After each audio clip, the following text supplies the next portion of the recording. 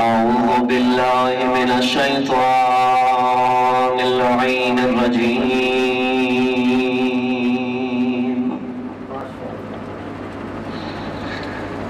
بسم الله الرحمن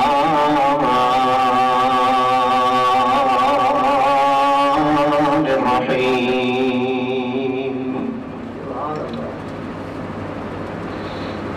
الحمد لله رب العالمين. الصلاة والسلام على أشرف الأنبياء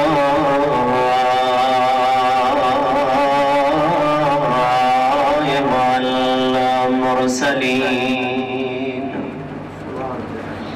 حبيب إله العالمين أبي القاسم محمد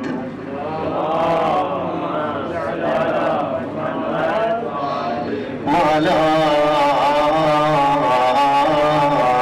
آله الطيبين الطاهرين المعصومين.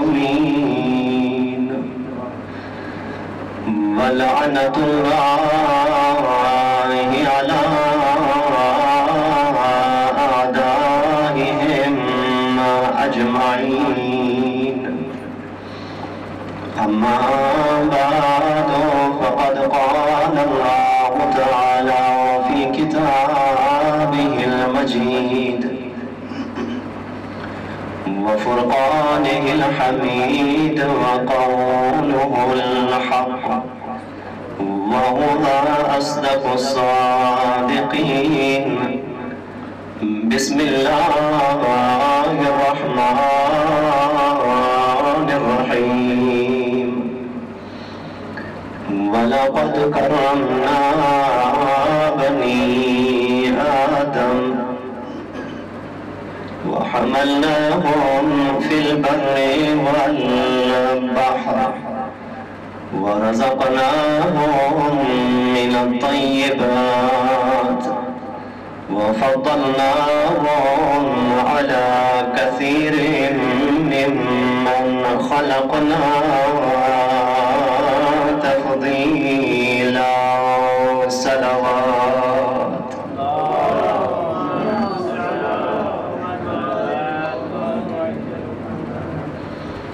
دعا ہے خالق کائنات آپ تمام عزاداران سید الشہداء کو اپنے حفظ و امان میں رکھے. پروردگارہ اس پوری کائنات میں جہاں جہاں بھی عزاداران سید الشہداء عزاداری میں مصروف ہیں ہر ایک کو اپنی حفظ و امان میں رکھ. میرے اللہ اس فرش عزا پہ جتنے بھی عزاداران آئے ہیں ہر ایک کی نیک دلی حاجات شرعیہ کو پورا فرما. میرے اللہ ہر ایک کی پریشانی کو دور فرما. بالخصوص وہ برادران کے جنہوں نے اس مجلس کا اہتمام کیا ہے میرے اللہ ان کی حاجات کو پورا فرما. انہیں تمام آفات و بلیات سے محفوظ و معمون فرما. میرے اللہ تیری ذات کریم ہے رحیم ہے. آخری حجت کا ظہور جلد فرما. میرے اللہ اس پوری دنیا سے کورونا کا خاتمہ فرما. دعاؤں کی قبولیت کے لیے بآواز بلند صلوات.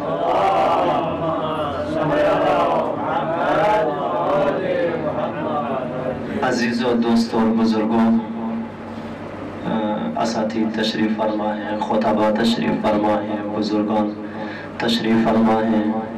ان سے قصب اجازت کرتے ہوئے چند ایک معروضات آپ دوستوں کی خدمت میں بیان کرنی ہے. امید ہے کہ جتنے لمحات اپنے دوستوں کی سماع خراشی کروں گا انشاءاللہ توجہ سے سماعت فرمائیں گے. ایک بلند آواز سے سلوات پڑھیے بر محمد و آل محمد.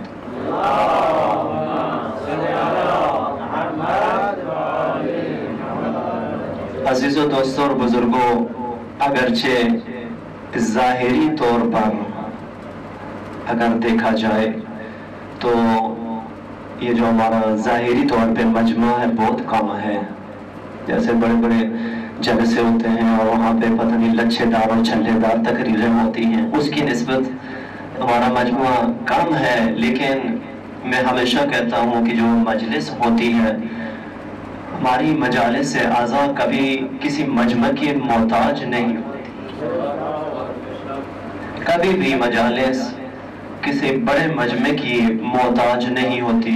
ایک آدمی پڑھنے والا ہو، ایک سننے والا ہو، پھر بھی اس پہ مجلس اعضاء کا نام صدق کرتا ہے. توجہ ہے. میں پہلے بھی شاید کسی مجلس میں بیان کر چکا ہوں، شاید بعض دوست وہاں پہ تھے اور بعض شاید نہیں تھے، پھر اس کو تکرار کر رہا ہوں کہ یہ جو مختصر مجلس ہے اسی حوالے سے بزرگوں سے یہ جملہ سنا ہوا ہے، اپنی تحقیق نہیں ہے، مجھ سے اس کا ایڈریس نہیں پوچھیے گا. بزرگ علماء فرماتے ہیں کہ حضرت آیت اللہ امام خمینی رضوان اللہ تعالی علیہ، ان کے بڑے بیٹے جن کا نام تھا مصطفیٰ خمینی، وہ بھی چونکہ امام خمینی خود ایک بہت بڑے عارف تھے، ان کے بیٹے مصطفیٰ خمینی بھی ایک عارف شخصیت تھی. کہتے ہیں کہ مصطفیٰ خمینی صاحب نے اپنے گھر میں مجلس کا اہتمام کیا. دیکھیے جو جملہ میں نے پہلے عرض کیا ہے اس کی تائید کے لیے یہ چیز بیان کر رہا ہوں کہ جناب مصطفیٰ خمینی نے اپنے گھر میں مجلس کا اہتمام کیا. خطیب صاحب آ گئے لیکن مجلس سننے والے افراد نہیں آ سکے. سننے والے لوگ مجمع یعنی نہیں آ سکا. کچھ دیر گزرنے کے بعد جناب مصطفیٰ خمینی وہ جو خطیب صاحب تھے ان سے مخاطب ہو کے کہتے ہیں خطیب صاحب مجلس شروع کریے، مجلس کو شروع کریں. خطیب نے دیکھ کے کہا کہ آقا صاحب میں آپ کے سامنے کیا بیان کروں گا، آپ ہی میرا مجمع ہے، میں خطیب ہوں، سننے والے آپ ہیں، میں آپ کو کیا سناؤں گا. مجمع آنے تھے، کچھ افراد آ جائیں تو مجلس شروع کرتے ہیں. تو جناب مصطفیٰ خمینی نے فرمایا کہ نہیں، مجلس کو شروع کریں، مجمع آ جائے گا، سننے والے لوگ آ جائیں گے، آپ مجلس کو شروع کریں. کہتے ہیں کہ خطیب منبر پہ گئے اور انہوں نے مجلس کو شروع کر دیا. مجلس شروع ہو گئی. مجلس کے درمیان جناب مصطفیٰ خمینی سامنے بیٹھے تھے. خطیب کی گفتگو کے درمیان ایک بار مصطفیٰ خمینی اپنی جگہ سے اٹھے پھر بیٹھ گئے. توجہ ہے. خطیب دیکھ رہا ہے اور کا انداز. تھوڑی دیر بیٹھے رہے، خطیب نے اپنی گفتگو کو جاری رکھا. تھوڑی دیر کے بعد پھر اٹھے پھر بیٹھ گئے. پھر تھوڑی دیر گزرنے کے بعد پھر جناب مصطفیٰ خمینی اٹھے اور پھر بیٹھے. کہتے ہیں کہ 5 بار جناب مصطفیٰ خمینی نے اس کا تکرار کیا. 5 بار مجلس سے اٹھے پھر بیٹھے اور آخری بار 5ویں بار بیٹھ کے کہتے ہیں خطیب مجلس پوری پڑھنا، سننے والے تشریف لا چکے ہیں، صاحبان مجلس تشریف لا چکے ہیں، جن کی مجلس ہے وہ مجلس میں تشریف لا چکے ہیں، مجلس پوری بننا. بلند آواز سے صلوات پڑھیے بر محمد و آل محمد. تو یہ ہماری مجالس کسی بڑے مجمع کی محتاج نہیں ہے، لہذا میں ایسے مجلس پڑھوں گا جیسے بڑا مجمع ہوتا ہے اور آپ نے ایسے ہی سننا ہے انشاءاللہ. عزیزوں، دوستوں اور بزرگوں، میں نے آپ کی خدمت میں سورہ مبارک بنی اسرائیل کی آیت نمبر 70 کو تلاوت کرنے کا شرف حاصل کیا. جب کوئی انسان گفتگو کرتا ہے، توجہ فرمائیے گا، جب کوئی انسان گفتگو کرتا ہے تو جو سننے والے لوگ ہوتے ہیں، سننے والے افراد ہوتے ہیں، وہ اس شخص کو دیکھتے ہیں، خطیب کو دیکھتے ہیں، گفتگو کرنے والے کو دیکھتے ہیں کہ وہ کون ہے. توجہ ہے. جو گفتگو کر رہا ہے اس کی طرف دیکھا جاتا ہے کہ یہ گفتگو کرنے والا کون شخص ہے. حالانکہ اخلاقی طور پہ اس کو منع کیا گیا ہے. اخلاقی طور پہ کہا جاتا ہے کہ یہ نہ دیکھو کون کہہ رہا ہے بلکہ یہ دیکھو کیا کہہ رہا ہے. تو عزیزوں دوستوں اور بزرگوں، ہماری جو محافل، ہماری جو مجالس ہیں، اس میں یہی چیز ہوتی ہے کہ جو مجلس حسین ہوتی ہے اس میں ہم مجلس سمجھ کر جاتے ہیں. اس میں یہ نہیں ہوتا کون پڑھنے والا ہے، اس کی حیثیت کیا ہے، اس کی شخصیت کیا ہے، بلکہ یہ دیکھا جاتا ہے کہ وہ مجلس حسین پڑھ رہا ہے. توجہ فرمانے.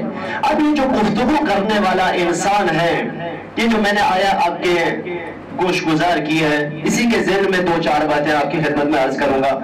جب گفتگو کرنے والا گفتگو کر رہا ہوتا ہے تو کیوں یہ دیکھا جاتا ہے کہ وہ کون ہے؟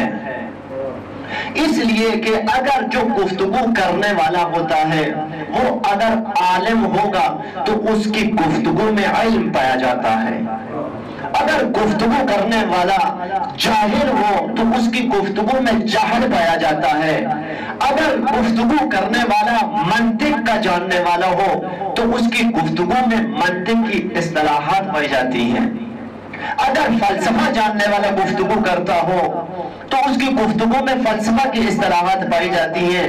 اسی لیے سننے والے کی مجلس میں وہی لوگ آتے ہیں کہ جو ان موضوعات کے ساتھ دلچسپی رکھتے ہیں. توجہ ہے. اگر کوئی تاریخ دان گفتگو کر رہا ہے تو اس کی مجلس میں وہی آتے ہیں جو تاریخ کا ذوق رکھتے ہوں.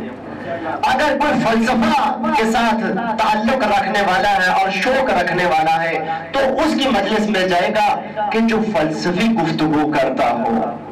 توجہ فرمانے. اب یہ جو گفتگو کرنے والا جس موضوع کے تحت گفتگو کر رہا ہے سننے والے بھی اسی کے مطابق آتے ہیں. اب میرا سوال یہ ہے کہ یہ جو قرآن ہے کتاب خدا، اس کا موضوع کیا ہے؟ توجہ فرمانے. اب بہت ایسا ایسا بلند بول رہے ہیں، بلند آواز سے صلوات پڑھیں، مجھے حوصلہ دیں. اللہم صلی اللہ. آپ ایسا بولیں گے میں سمجھ جاؤں گا آپ تھک گئے ہیں. نعرہ تکبیر، نعرہ رسالت، یا رسول اللہ، نعرہ حیدری. اب یہ جو قرآن کتاب خدا ہے اس کا موضوع کیا ہے؟ اب اس کے موضوع کو تلاش کرتے ہیں کہ یہ جو کتاب خدا ہے یہ وہ کتاب ہے کہ جو انسان کی ہدایت کے لیے آئی ہے، لیکن اس کا موضوع کیا ہے؟ اب اس کی برق گردانی کریں گے اور خود اس قرآن سے پوچھیں گے اے کتاب بتا تیرا موضوع کیا ہے؟ کیوں؟ اس لیے کہ ہر موضوع جو بھی موضوع ہے اس پہ بولنے والا بھی وہی ہونا چاہیے جو اس موضوع پر دسترس رکھتا ہو. اب یہ جو قرآن کتاب ہے خدا کی، اس کا موضوع کیا ہے؟ جب ہم نے اس قرآن کی برق گردانی کرنا شروع کی تو ایک ہی موضوع ہمارے سامنے آیا، وہ یہ ہے وَلَا رَطْبٍ وَلَا يَابِسٍ إِلَّا فِي كِتَابٍ مُبِينٍ. یہ قرآن وہ کتاب ہے کہ جس میں ہر خشک و تر ہے، اس میں کوئی خاص موضوع نہیں ہے، ہر خشک و تر کا ذکر اس قرآن میں موجود ہے. اب یہ قرآن اس کا موضوع پتہ چل گیا کہ یہ وہ کتاب ہے کہ جس میں ہر خشک و تر کا ذکر ہے، تو اس کا پڑھانے والا بھی ایسا ہی ہونا چاہیے. اس کتاب کا پڑھانے والا بھی ایسا ہونا چاہیے، چونکہ ہر موضوع کو ہر کوئی پڑھا نہیں سکتا. اگر کوئی فلسفی ہے تو وہ تاریخ نہیں پڑھا سکتا، اگر تاریخ دان ہے تو وہ منطق نہیں پڑھا سکتا. اور یہ جو قرآن ہے جس کا موضوع ہے لا رطب ولا یابس الا فی کتاب مبین، ہر خشک و تر اس کتاب میں موجود ہے اور اس کا موضوع ہے. بس اس کا پڑھانے والا بھی وہ ہوگا جو اس پہ پورا کنٹرول کرتا ہو. پڑھانے والا بھی وہی ہونا چاہیے جو ہر خشک و تر کو جانتا ہو. تو وہ اب کیسے پتا چلے کہ وہ کون ہے؟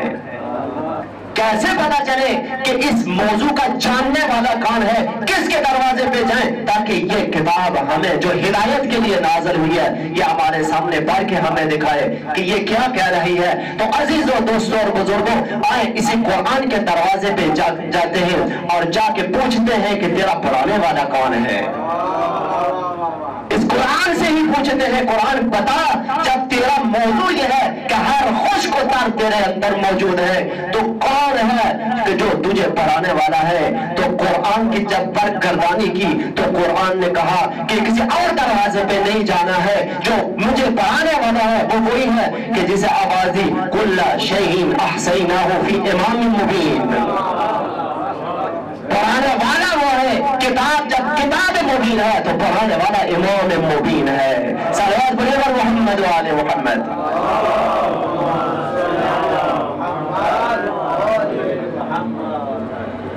تو وہی ہوگا اس کتاب کو پڑھانے والا، اس خشک و تر کا ذکر کرنے والا وہی ہوگا کہ جو اس کتاب کو پڑھ چکا ہو اور اس کی تفسیر کو جانتا ہو۔ جب قرآن کے اندر ہر چیز کا موجود شے کا ذکر موجود ہے تو کل شیء احصیناہ فی امام مبین، امام مبین وہ ہے جو ہر شے کا علم جانتا ہے۔ عزیزو بڑا لطف کی بات ہے یہاں پہ قرآن نے کہا کل شیء احصیناہ فی امام مبین، لفظ شے کو استعمال کیا ہے۔ ہر شے کا ذکر قرآن میں موجود ہے اور ہر شے کا علم امام مبین میں موجود ہے۔ یہ شے اتنا عربی میں وسیع المعنی لفظ ہے کہ اگر آپ پوری کائنات میں دیکھیں جس چیز پہ آپ نگاہ کریں گے اس پہ یہ لفظ شے صدق کرتا ہے۔ پوری کائنات میں جو چیز دیکھیں، چاہے وہ انسان ہے، چاہے وہ حیوان ہے، چاہے حجر ہے، چاہے شجر ہے، چاہے خشک ہے، چاہے تر ہے، جو چیز بھی ہے وہ اس شے میں موجود ہے۔ ہر وہ چیز جسے ہم چیز کہتے ہیں وہی شے ہے۔ آپ کی خاموشی کیسے ٹوٹے گی؟ بلند آواز سے صلوات پڑھیے بر محمد و آل محمد۔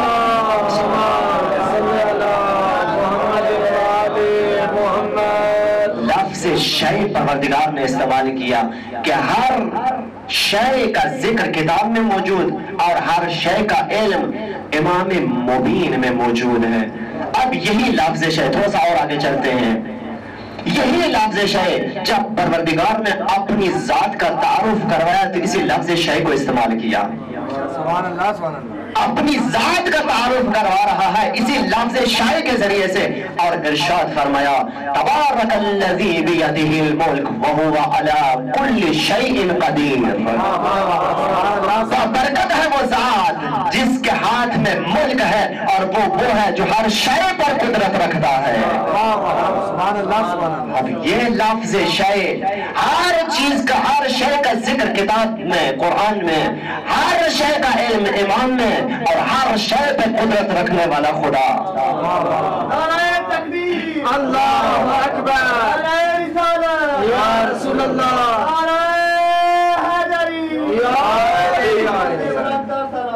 اللہم صلی اللہ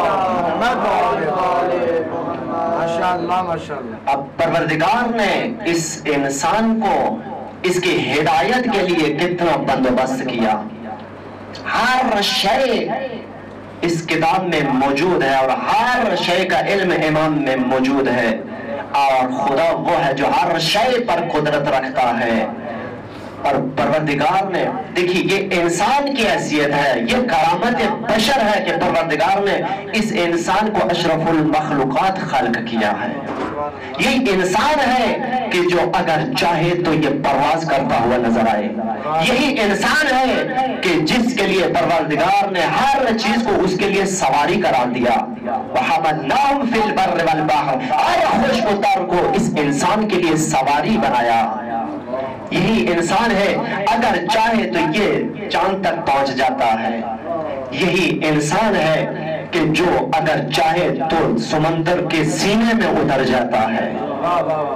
یہی انسان ہے۔ دیکھیں پروردگار نے ایک انسان کو پوری قدرت دے کر آزمایا ہے۔ ایک انسان کو ہر شے پہ قدرت دے کر آزمایا ہے اور بتایا ہے کہ خدا جو ہر شے پر قدرت رکھتا ہے وہ ایک انسان کو ہر شے پر قدرت رکھنے کے قابل بنا سکتا ہے۔ ایک इंसान को परवरदिगार ने, जिसने तकाजा किया परवरदिगारा मुझे मुल्क अता कर दे, परवरदिगारा ऐसा मुल्क अता कर जो कभी किसी को अता ना किया हो। इधर दुआ कबूल हुई जनाब सुलेमान की, जनाब सुलेमान की दुआ कबूल होती है। परवरदिगार ने हर चीज की हुकूमत जनाब सुलेमान को अता कर दी, हर चीज की कुदरत हजरत सुलेमान को अता कर दी। हजरत सुलेमान बैठे हैं, देख के कहते हैं कि कौन है कि जो तख्त बिल्किस को मंगवा करते हैं, कौन है वो कि जो तख्त बिल्किस को लेकर के आए। अब इस इंसान की कुदरत को जरा देखिए, एक जिन उठा, जो है एक जिन उठा, देख के कहते हैं अल्लाह के नबी मैं इतना जल्दी तख्त बिल्किस को मंगा सकता हूँ कि आप बैठे हुए हैं, जितने में खड़े होते हैं आपके खड़े होने से पहले मैं तख्त बिल्किस को मंगवा दूंगा। लेकिन अजीजों दोस्तों बुजुर्गों, जब जिन बैठ गया अपनी बात खत्म करके, एक इंसान उठा, एक इंसान उठा और देख के कहता है अल्लाह के नबी बैठकर उठना दूर की बात है, एक पलक झपकने से पहले मंगवा कर दूंगा, पलक झपकने से पहले मंगा कर दूंगा। और ये नहीं कहा मंगवाऊंगा, अना आती का दे जाऊंगा और लेके आऊंगा। तो बताया कि न जाने में देर लगती है न आने में देर लगती है। सल्लल्लाहु अलैहि मोहम्मद वाले मोहम्मद।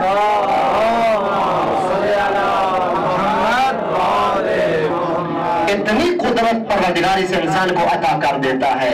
लेकिन यही इंसान अगर अपने उस उसूल पे पूरा उतरे, तो यही इंसान अगर चाहे तो हर काम करके दिखा सकता है। खुदा इसको कुदरत अता कर देता है।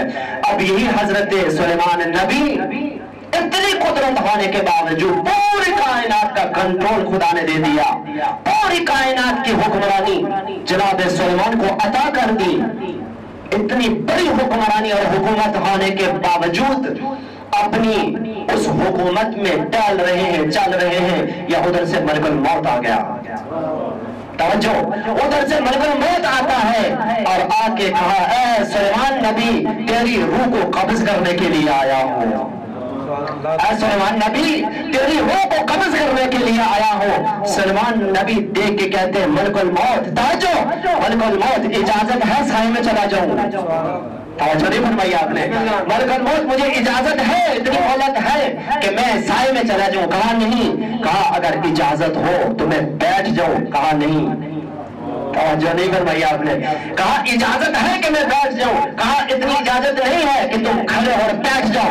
ये सलमान नबी की हुकूमत है कि जिसे मलकुल मौत इजाजत नहीं दे रहा है कि एक नबी खड़ा और बैठ जाए, यही मलकुल मौत एक दरवाजे पे जाके इजाजत ले रहा है। यही मलकुल मौत है। ये सलमान की हुकूमत की हदें थी, वो अहले बैत की हुकूमत की हदें हैं कि जहां पे मलकुल मौत जाके इजाजत ले रहा है। यही मलकुल मौत है। अजीजों, दो फरिश्ते ऐसे हैं कि जिनका ज्यादा आना जाना लगा रहता है, आमद और रफ्त जिनकी ज्यादा है। एक यही मलकुल मौत और एक जिब्रील, एक फरिश्ता जिब्रील। इन दोनों का आना जाना ज्यादा है, ज्यादा जमीन पर आए हैं। अब यही दो फरिश्ते जब आते हैं, आसमान से नाजिल होते हैं, तो क्या अपनी मर्जी से आते हैं? तो जो है बुलंद आवाज से सलावत पढ़िए मोहम्मद वाले मोहम्मद। यही दो फरिश्ते जब नाजिल होते हैं तो क्या अपनी मर्जी से आते हैं? नहीं, खुदा के इज़्न से आते हैं, खुदा की इजाजत के साथ आते हैं यही दो फरिश्ते। लेकिन उधर से इजाजत लेके आते हैं, दर ज़ारा पे फिर आके इजाजत लेते हैं। जिब्राइल उधर से इजाजत लेके आता है, चादर सहारा के बाहर रुक के इजाजत लेता है। मलकुल मौत उधर से इजाजत लेके आता है, यहाँ पे आके दर ज़ारा पे इजाजत लेता है। सलावत पढ़िए पर मोहम्मद वाले मोहम्मद।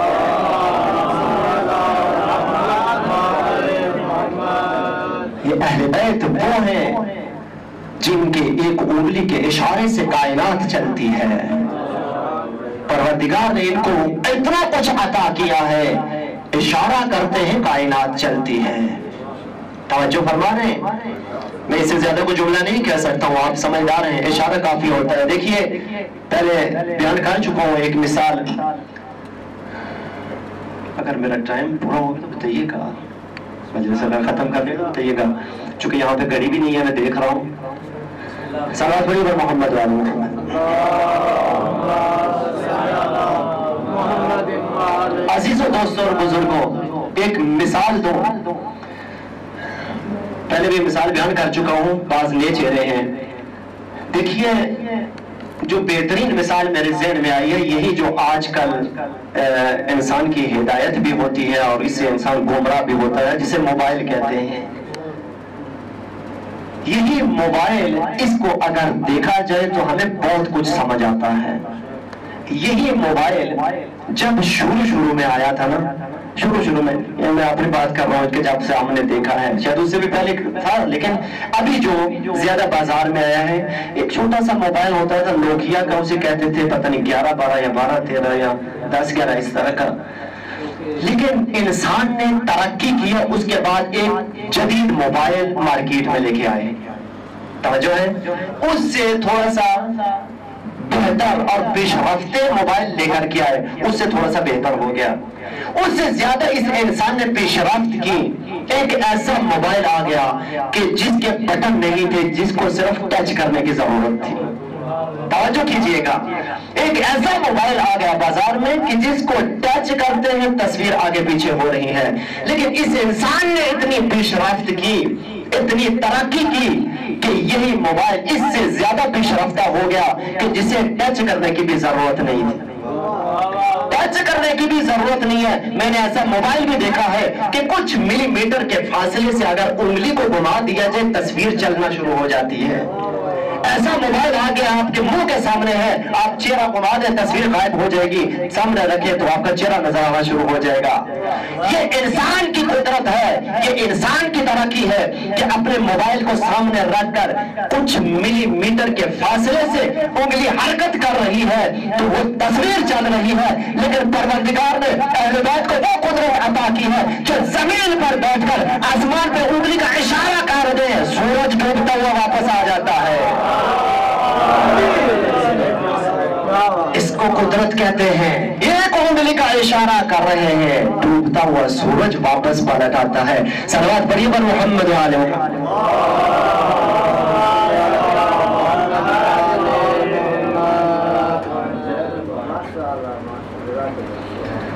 پروردگار نے ان کو بہت کچھ عطا کیا۔ یہ اہل بیت مظہر صفات پروردگار ہیں۔ یہ اہل بیت اس کائنات میں پروردگار کے آئینے ہیں جن میں پروردگار نظر آتا ہے۔ اگر خدا کو دیکھنا ہے، اہل بیت کو دیکھو، تمہیں خدا کی قدرت نظر آئے گی۔ سب کچھ پروردگار نے ان کو عطا کیا، اور جتنا پروردگار نے ان کو عطا کیا اتنے ہی بڑے امتحان ان سے لیے۔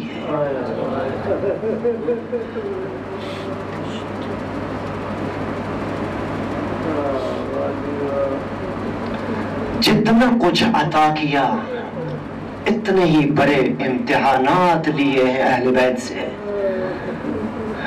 اجرکم علی اللہ۔ عزاداروں، آج 15 محرم کی رات ہے، آج 5 دن ہو گئے ہیں بہن سے بھائی بچھڑ گیا،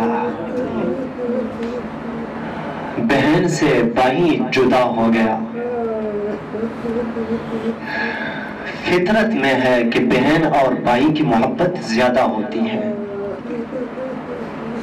بہن اور بھائی کی محبت بہت زیادہ ہوتی ہے، جس کی مثال کائنات دیتی ہے۔ لیکن بعض بہن اور بھائی ایسے ہیں جن کی مثال نہیں ملتی۔ زینب اور حسین کی جو محبت تھی، میں نے اتنا بھی پڑھا ہے کہ بی بی کا بچپنا ہے، بی بی گہوارے میں ہوتی ہیں، مولا حسین سامنے آتے ہیں، بی بی کے لبوں پہ مسکراہٹ آتی ہے، مولا حسین آنکھوں سے سائڈ پہ ہو جاتے ہیں، بیوی رونا شروع کر دیتی ہے۔ یہ بچپن میں محبت کا یہ عالم تھا، لیکن یہی بی بی اور یہی آقا، یہی مولا جب بڑے ہوئے تو ان کی محبت میں اضافہ ہو گیا، اتنی زیادہ محبت آ گئی کہ جدائی برداشت نہ ہو سکی۔ اجرکم اللہ، اجرکم اللہ۔ عزاداروں، جب مولا حسین ان ظالموں نے مدینے میں رہنے نہیں دیا نا، جب واپس پلٹ کے آئے، آ کے دستک دیتے ہیں، سب سے پہلے جس سے ملاقات ہوئی وہ وہی زینب تھی۔ زینب نے دروازہ کھولا، بہن کی نگاہ بھائی کے چہرے پہ پڑی، بھائی کی نگاہ بہن کے چہرے پہ پڑی۔ ایک بار بیوی دیکھ کے پوچھتی ہیں، اے بھیا بتاؤ کیا گزری، ظالم کیا کہہ رہے ہیں؟ یا مولا دیکھ کے فرماتے ہیں، بہن اب مدینہ میں رہنے نہیں دیتے، اب یہ مدینہ ہم سے چھوٹ جائے گا، اب نانا کی امت ہم سے مدینہ چھوڑوا رہی ہے۔ عزاداروں، تاریخ نے یہی جملے لکھے ہیں کہ بی بی بولی نہیں، بی بی کی آنکھوں سے آنسو ٹپکنا شروع ہوئے، بی بی الٹے قدم چلنا شروع ہو گئی، روتے روتے پیچھے چلی گئی، جا کے اپنے تاجدار، اپنے سرپرست جناب عبداللہ کے پاس گئی اور جا کے کہتی ہیں کہ اے میرا آقا، اے میرا سردار، آپ میرے سرپرست ہیں، میرا بھائی مدینہ چھوڑ کے جا رہا ہے، میں چاہتی ہوں کہ بھائی کے ساتھ مدینہ چھوڑ دوں، بھائی کے ساتھ چلی جاؤں، چونکہ آپ میرے سرپرست ہیں، آپ چاہے تو مجھے اجازت دیں، چاہے تو اجازت نہ دیں، لیکن عبداللہ یاد رکھنا، زینب کو اگر جانے کی اجازت نہ دی زینب مر جائے گی۔ اجرکم اللہ، اجرکم اللہ۔ اگر زینب کو اجازت نہ ملی نا، یہ زینب مر جائے گی، خدا سوائے غم اہل بیت کی کوئی غم نہ دے۔ عزاداروں، تیار ہو گئے جانے کے لیے، مدینہ چھوٹ رہا ہے زینب اور حسین سے، وہ مدینہ کہ جہاں پہ جب یہ بی بی تھی، جب مولا آقا حسین ہوتے تھے نا، بادشاہی تھی، لیکن اب وہ مدینہ چھوٹ رہا ہے۔ زینب اپنے نانے کا مدینہ چھوڑ رہی، حسین نے اپنے نانے کا مدینہ چھوڑ دیا۔ عزاداروں، چھوٹ گیا مدینہ، زینب نے چھوڑ دیا نانا کا مدینہ، آ گئی کربلا۔ میرا دل چاہتا جب مدینہ چھوٹ رہا تھا، بی بی نے نانا کے مزار کی طرف نگاہ کی ہوگی، رو کے کہا ہوگا، نانا مدینہ چھوڑ رہی، نانا تیرا دین بچانے کے لیے زینب کربلا چلی، نانا تیرا دین بچانے کے لیے میں اکبر بھی دوں گی، نانا تیرا دین بچانے کے لیے میں قاسم کے ٹکڑے بھی دوں گی، نانا تیرا دین بچانے کے لیے میں عباس کے شانے بھی کٹاؤں گی، نانا تیرا دین بچانے کے لیے میں شیر خوار بھی دوں گی، نانا پھر بھی تیرا دین نہ بچا میں حسین بھی قربان کر دوں گی، نانا میرے حسین کی قربانی پہ بھی دین نہ بچا میں چادر لٹا دوں گی، نانا چادر لٹا کے بازار میں چلی جاؤں گی، نانا تب واپس آؤں گی جب تیرا دین۔